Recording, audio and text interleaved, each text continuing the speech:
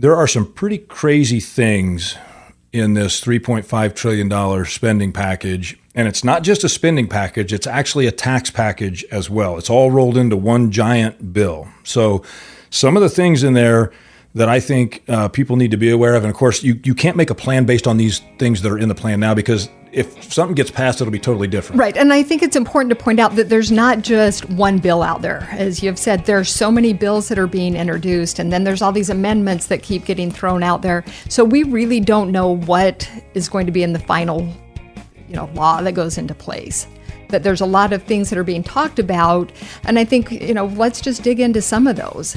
Yeah, and one of the things that we do know is that Congress has a limited amount of time in order to get whatever they want pushed through, because there's a chance that during the midterm elections that we have a switch in the balance of power in either the House or the Senate or both. And if that happens, then you've got a stalemate.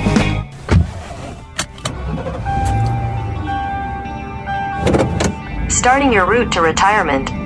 Hello, everybody. I'm Dean Barber, founder and CEO of Barber Financial Group, your host of the Guided Retirement Show. I'm so excited today to have back for her 5th episode, JoAnn Huber, CPA and Certified Financial Planner. She was on episode 1, episode 2, episode 18, and episode 35. I encourage you to listen to all those episodes as well as this one. Today, we're going to be talking about the importance of using financial planning as a conduit with your tax plan to prepare you to save more money in taxes than you ever thought possible. And this just isn't for the ultra wealthy. This is for the millionaire next door, the people that are accumulating money in serious fashion, getting ready to retire in the next few years. You'll get it. Listen, enjoy, and as always, we've got certified financial planners and CPAs that are available to talk to you. It's a complimentary consultation. You can find a link in the show notes, and we can visit with you by phone. We can visit with you through a virtual meeting, or we're happy to visit with you in our offices. Please enjoy this episode with JoAnn Huber, CPA and Certified Financial Planner. Welcome to the Guided Retirement Show. JoAnn Huber, Certified Financial Planner, CPA. I don't know which you prefer to go by, the CPA or the Certified Financial Planner. I like both of them. Do you? I think it's a killer combination. Okay. All right. What's next? JD? No. No interest in that? I think I have enough initials after my name. I don't need any more. You could become a congressperson if you were to become a JD. You'd have it all. I think I could become a congressperson even without the JD. Could be. JoAnn, we're here today where we're going to discuss the massive breakneck pace at which Congress has been introducing new tax legislation, and really stress the importance of creating a solid financial plan that has tax planning at the heart of that. Now, back in episode 35 on the Guided Retirement Show, we talked about the importance of creating a forward-looking tax strategy. And, it's become more and more apparent that Congress isn't going to stop with all the different changes that they're making. No, I think they're just going to keep adding more and more. There's so much talk going on right now. And again, that talk makes people nervous. And I think what happens is that when there's uncertainty in what's going to happen with the tax code, people tend to freeze and they just don't do anything, because we have to know what the rules are before we can put something into action. And to make it even worse, and to cause even more anxiety in the individual taxpayer out there, it is, what is that going to mean to my future security? And JoAnn, as a certified financial planner, I want you to talk about, where does the financial plan fit in the tax plan? All right.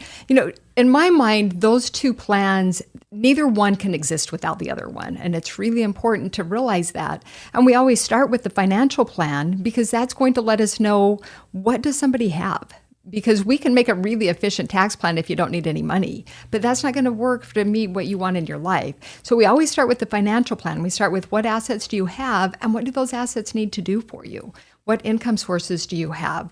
what expenses, and go from there. And what is it that you want to do? Because nobody has a life where they just want to stay home. If COVID taught us anything, it's like even the introverts were ready to get out. So let's, look at that. But once we have that financial plan, then we have to look at it from a tax perspective. Right. And if we don't have that tax perspective, then that plan isn't going to be as robust as it needs to be, and we're going to be missing something crucial. So let's talk really quickly about the difference between a goals-based plan and a robust financial plan that is really more of an outcome-based plan. And that goals-based plan is simply saying, I have a goal to generate X amount of dollars at a certain time in the future. You use a 4% income rate off of it. You can say, well, this is how much money you need to have accumulated. And you can use a simple time value of money calculator to say how much do you need to save at what rate of return. Right. And that's goals-based plan. Or I want to purchase a new car that's going to cost $60,000 and I need to do that in 5 years. How much money do I need to save in order to get there? That's not what we're talking about. That's not financial planning. No, we want to look at those are both a piece of it, but it's not financial planning. We're really looking at the whole picture. What are those goals you want to do? What are your expenses? What do you have in putting all of it together? But then a crucial part of that is, what is your distribution strategy? And that's where the big magic comes in, because we start looking at things from a tax perspective. If you're not paying that money for taxes, you can get a lower rate of return, and you're better off. And maybe you won't need to take so much out for spending because you're not sending it off to the government. In order to illustrate what you're talking about, we actually created a video that we'll put a link in the show notes to watch this video. The video shows the power of good tax allocation. Okay, everybody talks about asset allocation. We want to talk about tax allocation. And just a quick teaser on what's in the video, and I'm going to encourage everybody listening here to go watch that video. And if you're watching us on YouTube, watch this next video as well. It's about 20 minutes, so it'll be a good use of your time.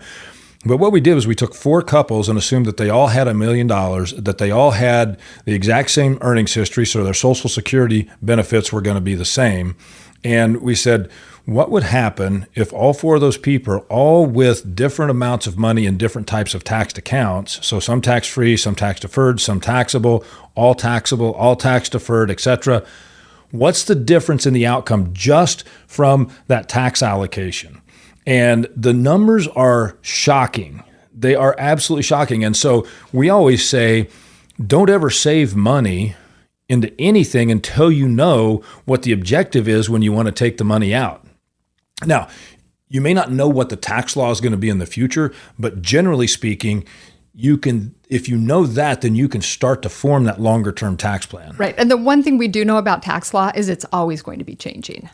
But we plan based on what we know today.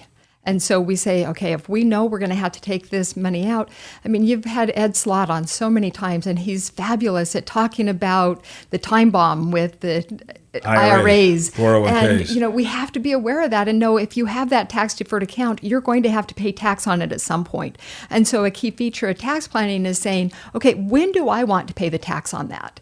Put yourself in control rather than allowing the government to dictate you have to take out X amount once you start required minimum distributions.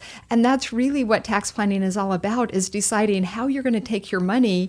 But if all you've done is put your money in tax deferred, you really have no choice.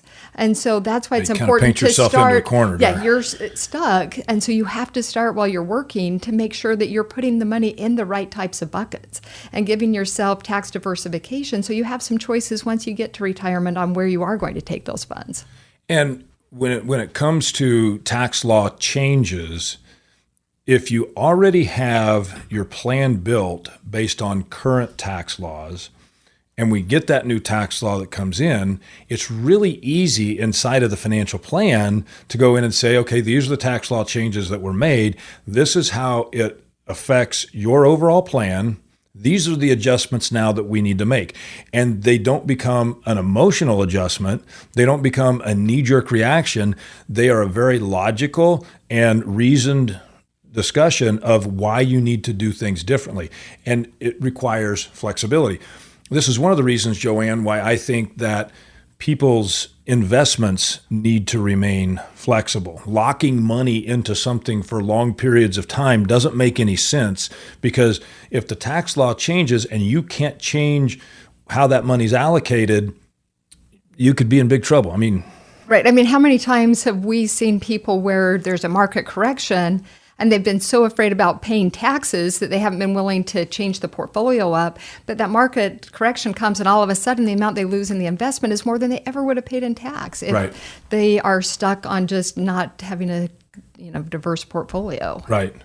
Well, what you're talking about there is really somebody saying, I'm not going to sell something because if I sell it, I might have to pay taxes on it. Tax avoidance might not be the ultimate goal. We're trying to keep the money in your pocket to do what you want. Right. In our industry, we call that letting the tax tail wag the investment dog, right? Now, we both know that the dog and the tail are both the same part of the same animal, right? Right, and we want them to work together. We want them to work together. And so if you go through the steps of creating that well thought out financial plan, and your certified financial planner sits with your CPA, your risk management expert, your estate planning attorney, and they all collaborate on your behalf, and you have these changes in the tax law, okay, fine, let's get the team together and let's talk about how this whole thing plays out. It reminds me, going back to episode 22 here of the Guided Retirement Show, I interviewed a gentleman who was the CEO of ConAgra, since retired, and he was talking about how people really need to think when they go into retirement like they are the CEO of their retirement, and understand that a good CEO is going to surround themselves with good people. Somebody that's going to be in charge of the tax department, somebody that's going to be in charge of the investment department, somebody that's going to be in charge of the legal department, somebody that's going to be in charge of the risk management department, knowing that that CEO needs to give the vision and the direction and say, this is really what I want to have happen. But you got to have all these other people to work together collaboratively that all are hearing it from the same voice at the same time and say, how do we come together and make this happen? But our industry has made people believe, JoAnn, that what the financial services industry is all about, the investment. You and I know that the investment should be the very last discussion that anybody has with any financial planner, because that person that's out there that is looking to retire or who is already retired, they need to start thinking of themselves as the CEO, and they need to be able to lay their vision out to that team of professionals. And it doesn't matter if you got 500,000, if you got $1 million, if you got 10 million, 100 million, you have to be able to do that and find that team of trusted advisors that can work on your behalf, because the amount of money that a team like that can save you and earn for you over time will pale in comparison to what you'll ever pay them. Right. And that's the thing that we see so often when people are working, with the CPA here, the investment advisor here, and there's not that communication going on, we see mistakes made. And it might not be that, the tax return was prepared wrong or there's something wrong with the financial plan, but it's just not optimized. And so they're losing out on opportunities that they could have realized, throughout the years. And now, they're going to be okay, but they're not going to be as great as they could have been. So it was 2017, I believe, when the Tax Cuts and Jobs Act passed. Is that right? And in that Tax Cuts and Jobs Act, one of the things that they did was they changed the standard deduction, personal exemptions, and they changed the way that itemized deductions are working, right? Right. And so I ran into a situation, and I haven't even got a chance to share this with you, but I talked with one of the other CPAs here in the firm about it. So I ran into a situation where this couple, they both had lost their spouses, and then they remarried, and they had a financial advisor. I won't call it a financial planner because what the guy was doing had nothing. It didn't even resemble investment management, maybe. Yeah, investment management. That was it. The person CPA said, "Hey, you need to start doing something different. We need to get your investment guy over here and talk to him, because you're facing a big tax time bomb here with leaving money down to your kids that's all in these tax deferred accounts." And so I gathered all the documents. We talked about what they wanted to do. And one of the first things that I did was review the tax returns. And something jumped out at me that I thought was odd. So it caused me to do a little bit more investigation. What was I was speaking specifically with the wife here, because she was the one that the CPA was most concerned about. And I looked at her tax return, and I noticed that she filed married filing separate and did an itemized deduction of only $5,300. All right. Now, you and I both know that the standard deduction for elderly is what, 13,000? 12,000 plus the thousand, somewhere in there? It's going to be about 14,000. 14,000. Okay.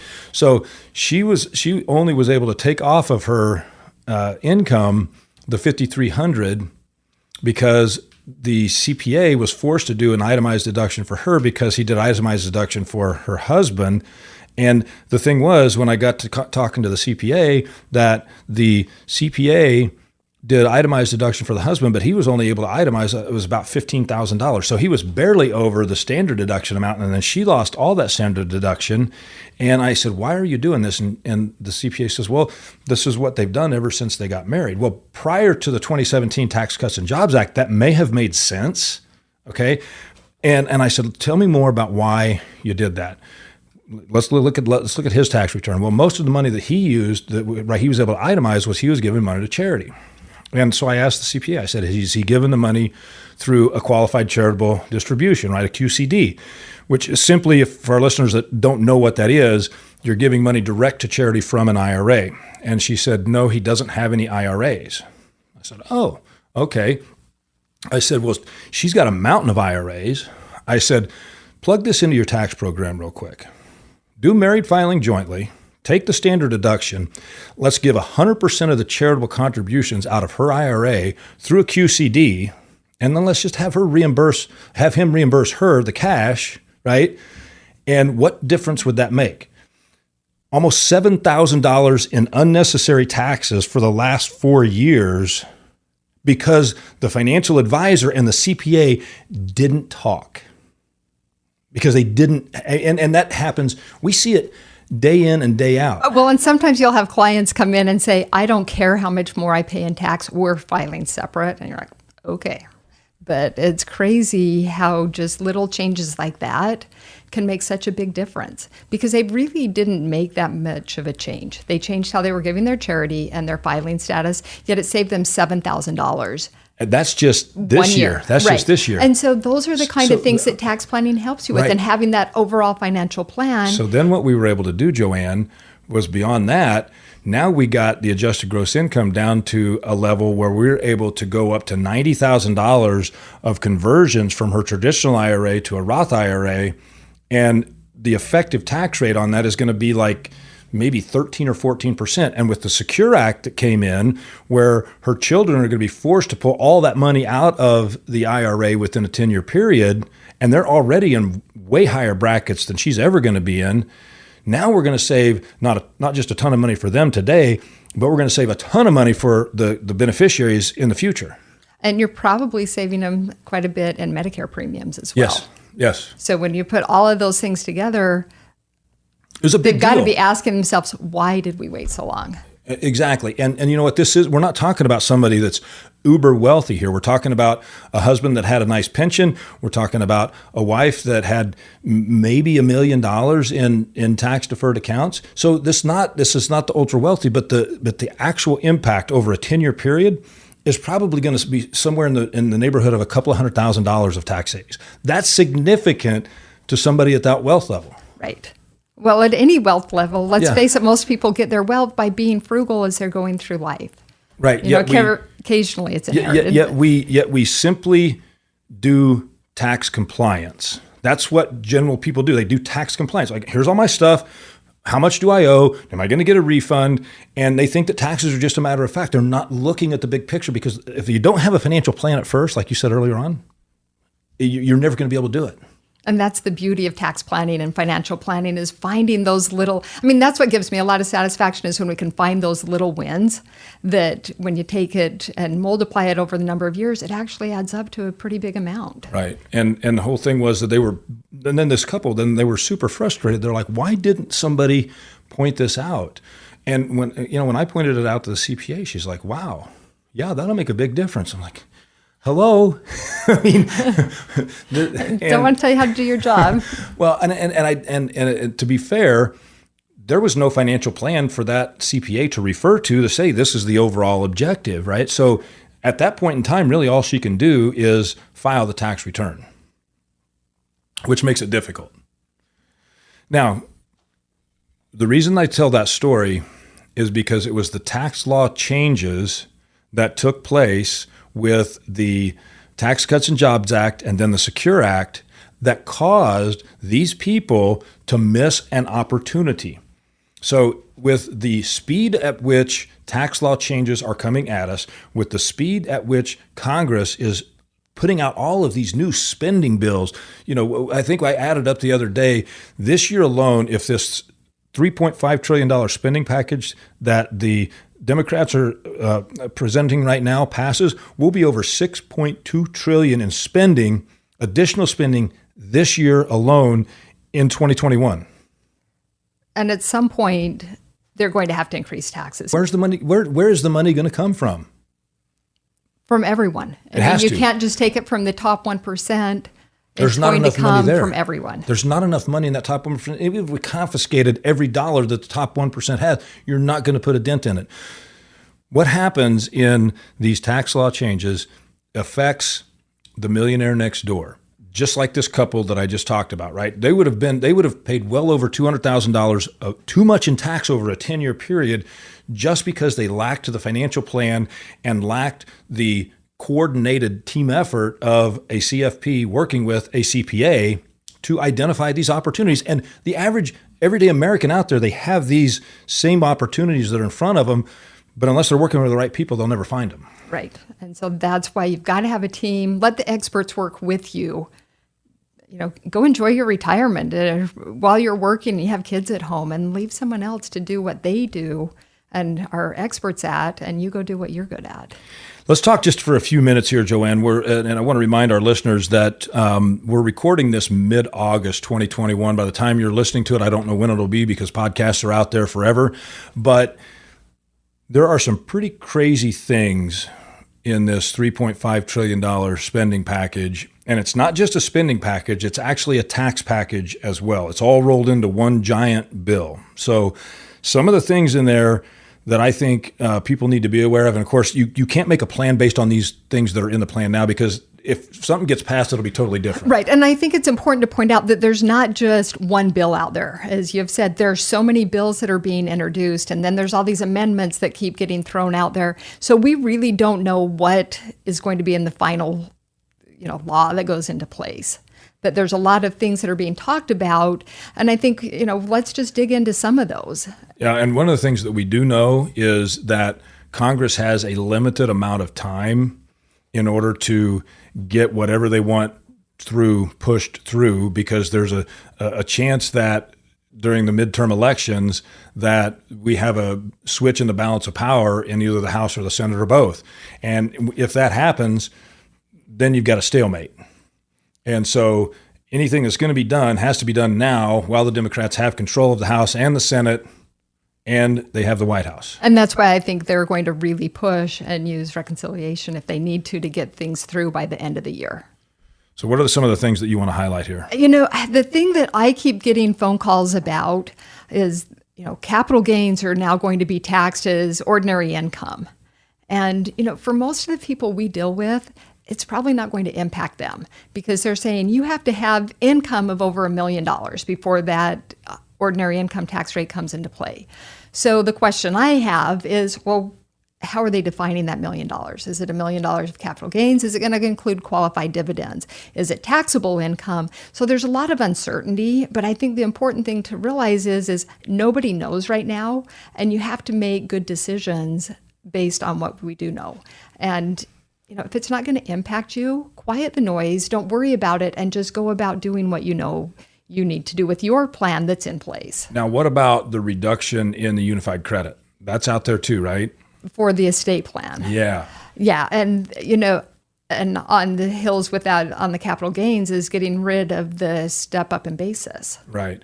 So clearly getting rid of the step up in basis will create a massive windfall to Congress or to the coffers of the federal government without raising taxes. Right. And so you reduce the exemption amount, the unified credit amount, and who knows where that will land. Well, I think for a married couple, they're all the way down to like $7 million, and right now we're over $23 million. Right. And then I've also heard things where we might go to $1 million, and then for a couple it's $2 million.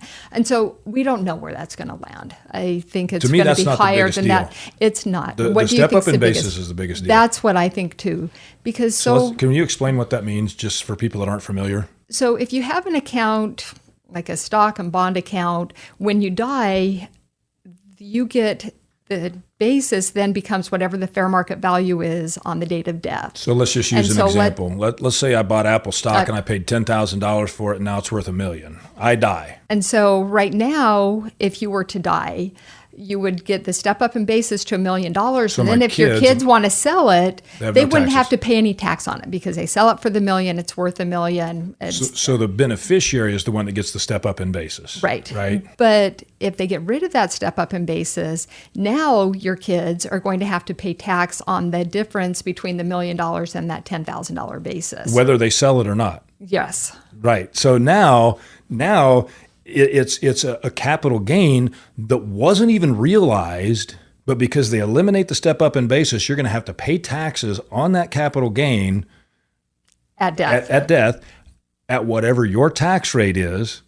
And if you get somebody like that that's got a big appreciated stock, they've got a big appreciated, and they've talked about not including farmers in that, but businesses, small businesses, those types of things, that could be something that destroys small businesses. It could destroy transfer of wealth from one generation to the next. Oh, and by the way, I think I saw in that piece where they're talking about the unified credit as raising the estate tax all the way up to 60%. Mm-hmm. 60%. Yeah. But we don't know what's going to happen. You know why they're doing it?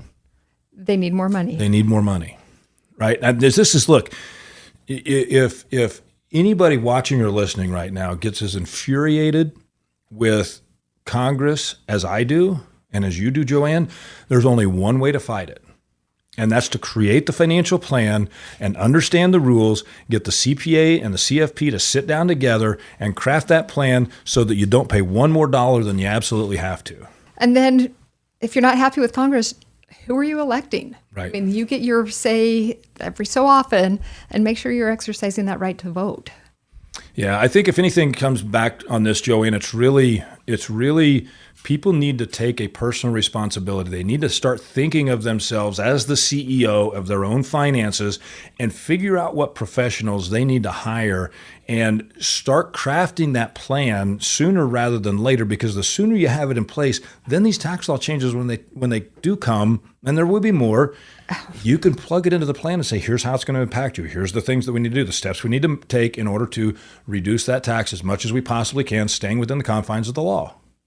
I agree. It sounds really simple when you put it like that. It is. It takes a lot of work up front,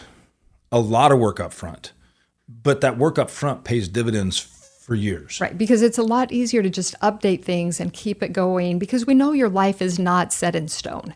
And so it's a very fluid plan that as your wants and wishes change, we're going to be able to update the plan. The tax law changes, we're able to update it. So it's really easy to look at changes and say, okay, how does this impact me, and am I still okay?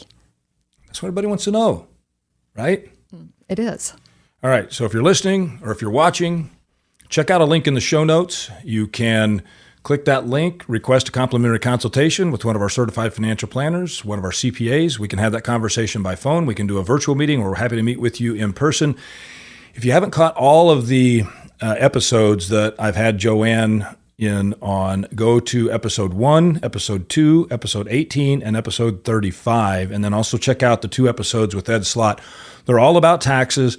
And look, here's the thing. As long as you live in the United States and you have money or make money, taxes are going to be a fact of your life. The goal here is to make sure that we pay the least amount of tax possible over your lifetime, not just in a single year. Am I right? That's the key. Yes, it's not just 1 year. We're looking long term. Well, JoAnn, I know you're busy all the time, and I appreciate you taking time to join me here on the Guided Retirement Show again. It's a long walk down the hall to get into the studio here, but it's great to be here. All right, thanks for being here. Thanks. Thank you again for joining me here on the Guided Retirement Show. I'm Dean Barber. Catch all the episodes. Make sure that you subscribe to the Guided Retirement Show and share with your friends. And if you're watching us on YouTube, make sure to give us a thumbs up. And again, share with your friends. And again, for a link in the show notes, you can request a complimentary consultation with one of our certified financial planners or one of our CPAs. We can do a phone call, we can do a virtual meeting, or we're happy to meet with you in person.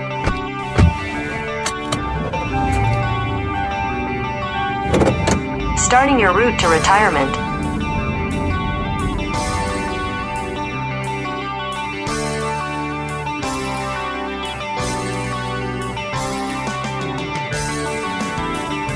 Investment advisory services offered through Barber Financial Group, and SEC registered investment advisor.